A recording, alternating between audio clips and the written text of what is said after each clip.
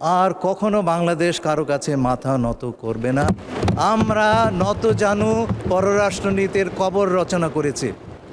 15 বছর ধরে যেই দুঃশাসন চলেছে তাতে আমাদের পররাষ্ট্রনীতি আমাদের হাতে ছিল না। পররাষ্ট্র কর্মকাণ্ডের বিস্তৃতি যেভাবে হওয়ার দরকার সেই তুলনায় আমাদের বাজেট কিন্তু অপ্রতুল। আমাদের দেশে যেসব দূতাবাসগুলো বাইরের দেশে আছে সেই দূতাবাসগুলোর জন্য আমাদের কোনো কি পারফরমেন্স ইন্ডিকেটর আছে কিনা, থাকলে তাদের বার্ষিক বাজেট আছে কিনা, এবং সেটাও যদি থাকে তার মধ্যে কোনো রিওয়ার্ড সিস্টেম আছে কিনা যে এই দূতাবাস আমাদের সর্বোচ্চ বিজনেস নিয়ে এসছে, এই দূতাবাস আমাদের সর্বোচ্চ শ্রমিক এক্সপোর্টে হেল্প করেছে, এরকম কোনো রিওয়ার্ডিং সিস্টেম আছে কিনা জানলে থাকলে আমাদেরকে জানাবেন প্লিজ।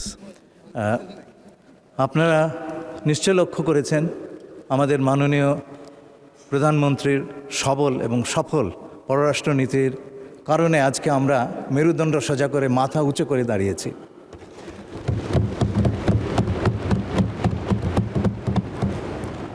আমাদের প্রধানমন্ত্রীর নেতৃত্বে এই পররাষ্ট্রনীতি আমরা এগিয়ে নিয়ে যাব এবং আর কখনো বাংলাদেশ কারো কাছে মাথা নত করবে না। আমরা নত জানু পররাষ্ট্রনীতির কবর রচনা করেছি। মাননীয় সংসদ সদস্য যে কথাটি বললেন অত্যন্ত মূল্যবান, তার কারণ হচ্ছে আমাদের পররাষ্ট্রনীতির বাস্তবায়নের একটা বড় দায়িত্ব হচ্ছে বিভিন্ন দূতাবাসের। 15 বছর ধরে যেই দুঃশাসন চলেছে তাতে আমাদের পররাষ্ট্রনীতি আমাদের হাতে ছিল না একটা বড় অংশে, এবং আমাদের বিভিন্ন দূতাবাসের কাজকর্মের ব্যাপারে সরকারের কোনো আগ্রহ ছিল না। আমরা সেই জায়গা থেকে বেরিয়ে এসেছি। প্রত্যেকটা দূতাবাসের জন্য আমরা একটা কি পারফরমেন্স ইন্ডিকেটর তৈরি করছি এবং এটার ভিত্তিতে নির্ভর করে প্রতিটি দূতাবাসের আমরা কি ইভ্যালুয়েশন দেব, এবং আমরা যখন আগামী বাজেট আপনাদের কাছে পেশ করব তখন আপনারা সেই প্রতিটি তথ্য পাবেন। আপনাদের সেই তথ্য জানবার অধিকার আছে।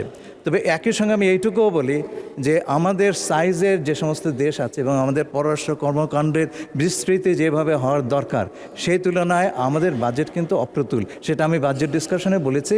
আগামীতে আমরা আশা করব আমাদের মাননীয় প্রধানমন্ত্রীর নেতৃত্বে আমরা এই বিষয়ে আরও বিপুলভাবে অগ্রগতি কায়েম করতে পারব। ধন্যবাদ আপনাদেরকে।